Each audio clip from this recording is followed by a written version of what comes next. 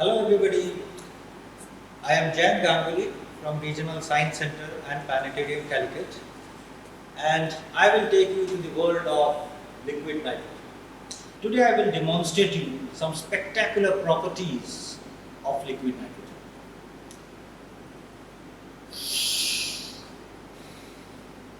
Let us breathe in and breathe out. I have filled my lungs in its full capacity with air. And what all things went inside is shown in the pie chart back. You can refer to it.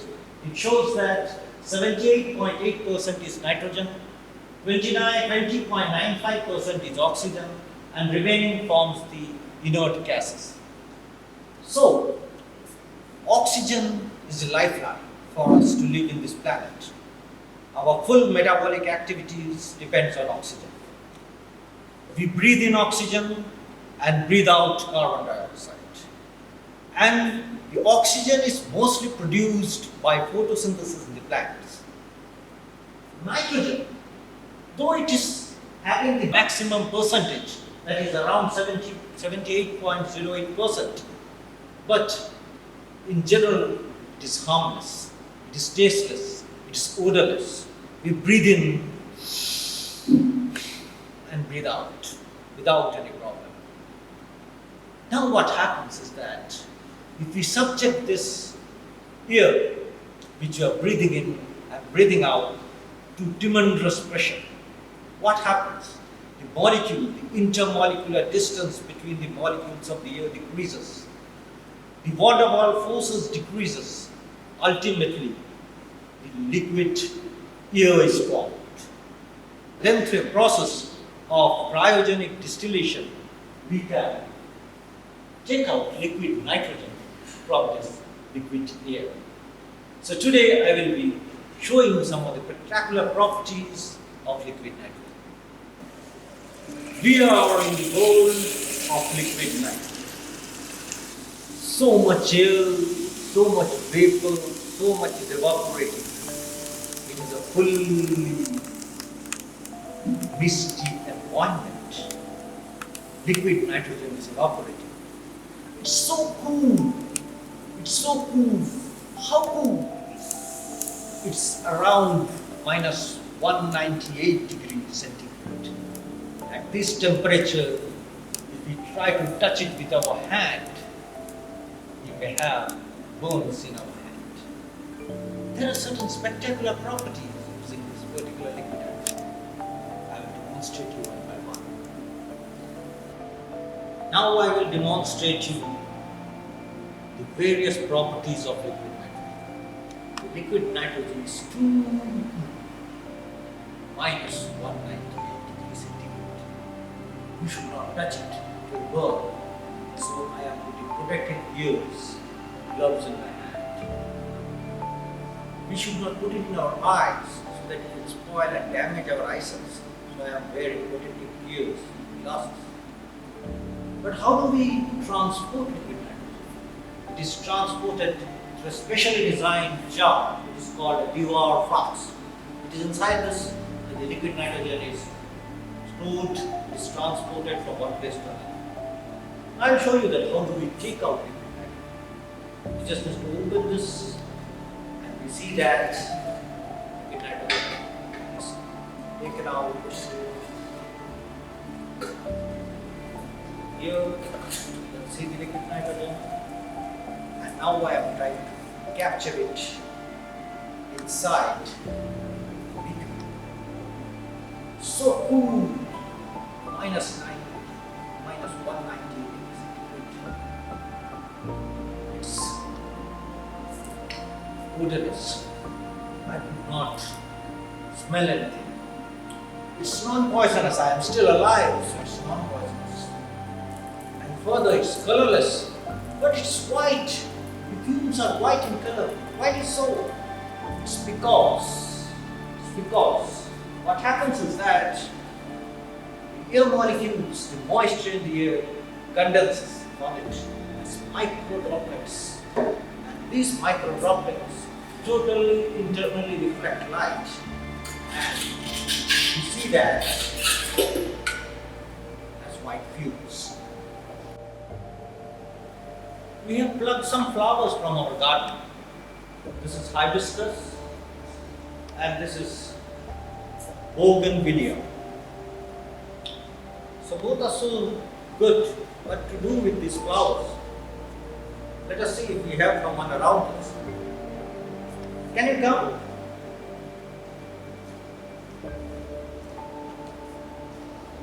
What's your name? Amrita. So how are these flowers? Beautiful. You would like to have them? Yeah. Have them. Good. Thank you. Good. So I have given some flowers to a lady. That is quite great. Now what I do is that I take some liquid nitrogen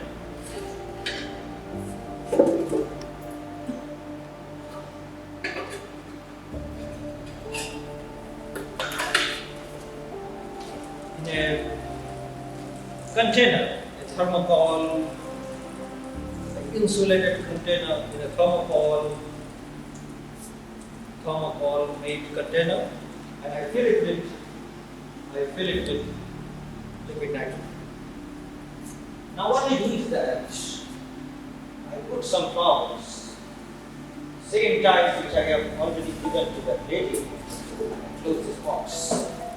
I give this back, scan back to the Nivas box. I close it. The flowers are here.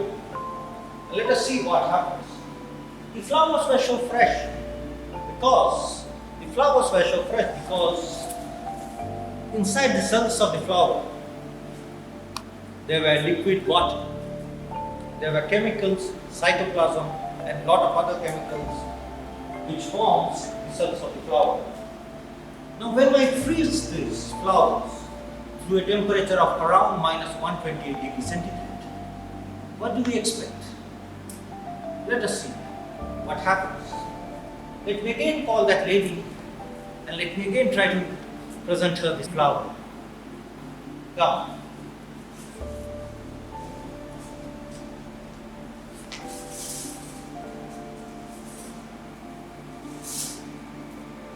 So, I have these flowers for you.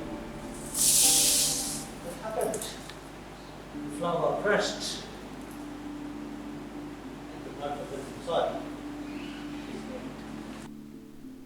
Actually, the temperature and ductile strength are linked for all solid materials. Normally, under stress and strain, the bonds between molecules in a solid are broken as they slip, bend and twist, and then new bonds quickly reform to shift the stress around. But below a certain temperature, called the glass transition temperature, a solid goes from ductile to brittle, because molecules cannot easily slip and slide on a microscopic scale. Bond cannot break and reform, and thus cracks will start and quickly spread, causing the material to become brittle and break. For most materials, this critical temperature is so high or so low that we rarely notice materials transforming from being flexible to being fragile. Having said so, most biological matter, like tissues, is mostly water. So freezing a flower or similar organic things or biological things would result in some formation of ice within, at least something that would behave like ice. In essence, the brittle fracture is due to the direct bond breaking resulting in a cleavage. Ductile fracture is due to the microvoid growth and coalescence. At high temperature, particle dislocation travels quicker and more easily, and at the extreme, the fracture is locally advanced through breaking of the weakest bonds. Now inside this box, I have not only added flowers, I have also added certain leaves. All these are plucked from our garden, all these were healthy leaves, and now I have subjected them all to a temperature of -198 degrees centigrade. What happens? As I have shown you, said it before, liquid water inside the cells freezes.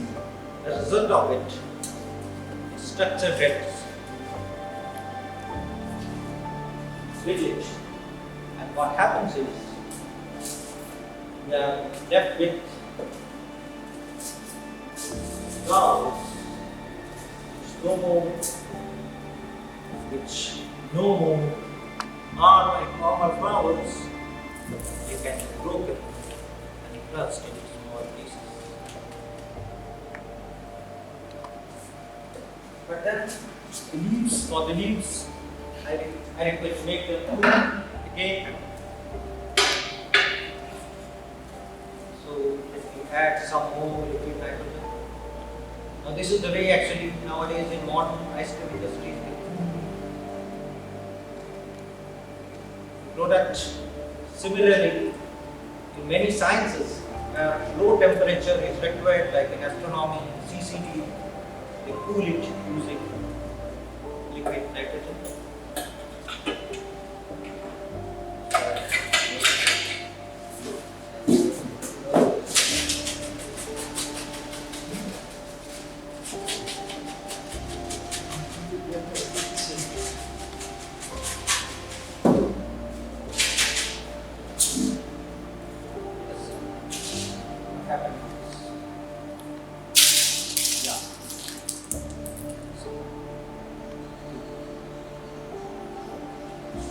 Let's take one more leaf and let us try to see what happens. The reason is same, what has happened for the flowers. They are so brittle. But then, just for a change, I don't break this particular leaf. I took it from the flask. It's giving out, still it's cool enough, so it's giving out white fumes because it's cool and it's attracting a lot of moisture. And I just take this and I keep it aside for some time to see what happens, whether it remains in the same form or whether there is any transformation taking place in this particular leaf. And I will show you. Now the leaf which I have kept some time back, which was frozen in the liquid nitrogen, when I look back at it, it appears as a normal leaf. Though it may happen that inside the cells might have ruptured, there are a few leakage of water on the surface of the leaf, but as a whole, it's not the way it was brittle when we put it inside the liquid nitrogen cap. So it regained its original, or it regained its softness back.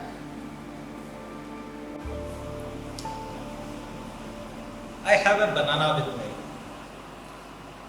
So since I am working in Regional Science Center Calicut, which is in Kerala, these types of bananas are quite common here.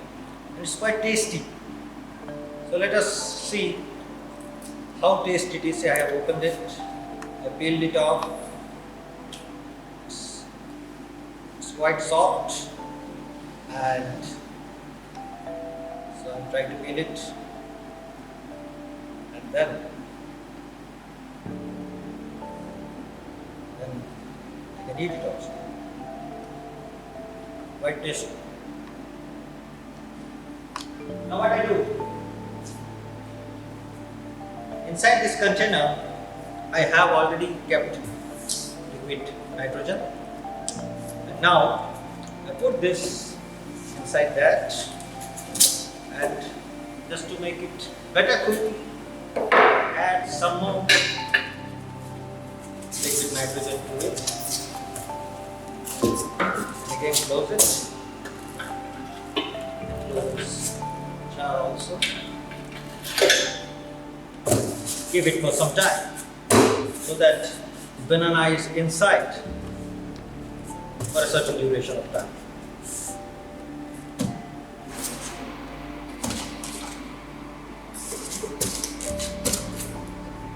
This is the banana which I was eating. It's quite hard, I can't break it. See? It's getting bigger. Like that power. Here. But What about this? It's also brittle, it's not soft. I used to see it. Maybe we have to use hammer to break it. Again, we are seeing how in extreme cold environment we can actually harden substances.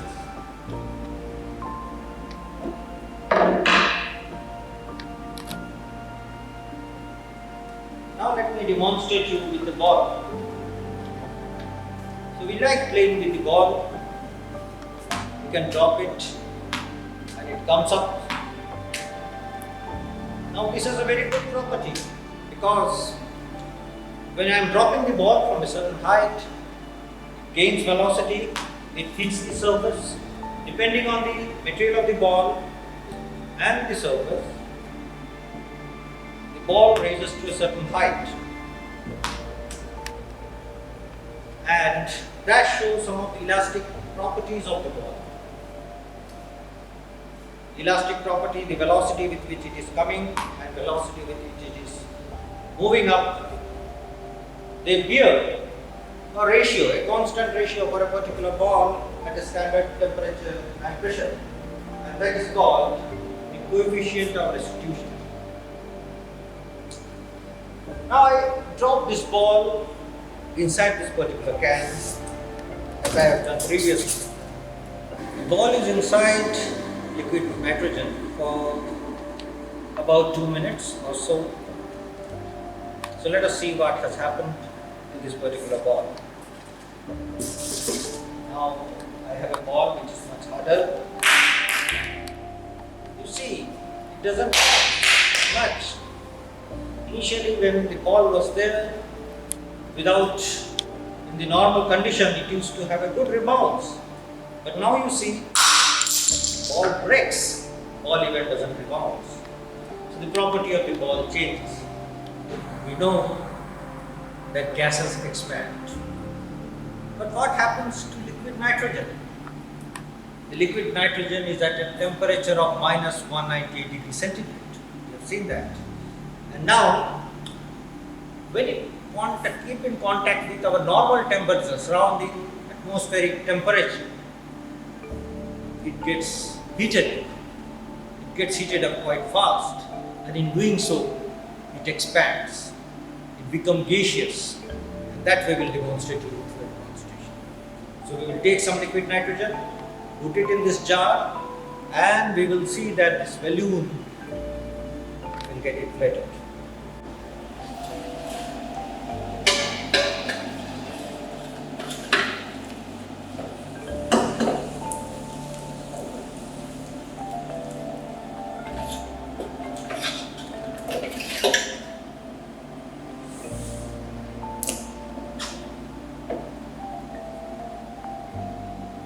Spectacularly it is expanded. The air inside expands, it gets cool, and the liquid nitrogen expands inside. You can see the balloon has inflated such a huge volume. That was really a great explosion. This particular gadget is present in most of our kitchens in our house. It's a pressure cooker. So in a pressure cooker, what do? We rice or the vegetables, whatever we want to boil. Inside, we put water and then we close this. And we close this, and ultimately we put it on an oven or a heater so that the water inside gets evaporated, okay, and the vapor that's formed actually creates pressure inside, and the boiling point of the material, the vegetables or the rice grains inside get decreased. It boils at a lower temperature and it boils faster. So that is the principle of pressure. Now we will use the same thing in a different way. And one more thing you might have noticed is that when the pressure gets excess, so that there is a safety valve here. So excess pressure when it is not required, so that it can't withstand, this pressure cooker can't withstand. it releases the water vapor, excess water vapor outside to control the pressure. That is the way actually this pressure cooker works. Now what do we do is that, can you please come? What do we do is that I will put some liquid nitrogen inside, okay, and let us see what happens. So can you just open this?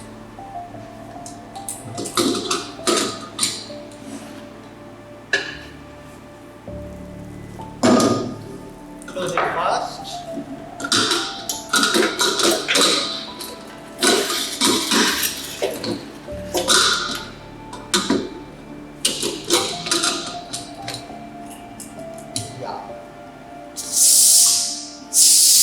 Second, why? Because the liquid nitrogen expands. When it expands, liquid gaseous state and the pressure to release the pressure so that it comes down, to bring down the pressure.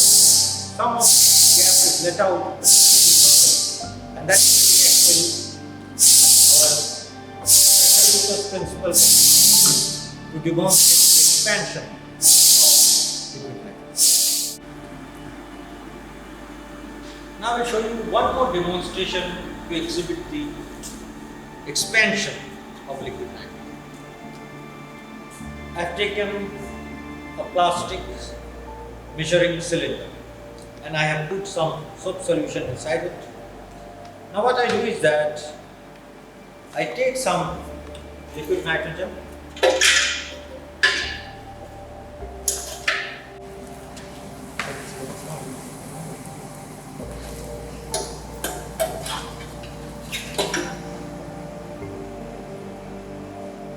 this demonstration is popularly known as the elephant's toothpaste demonstration.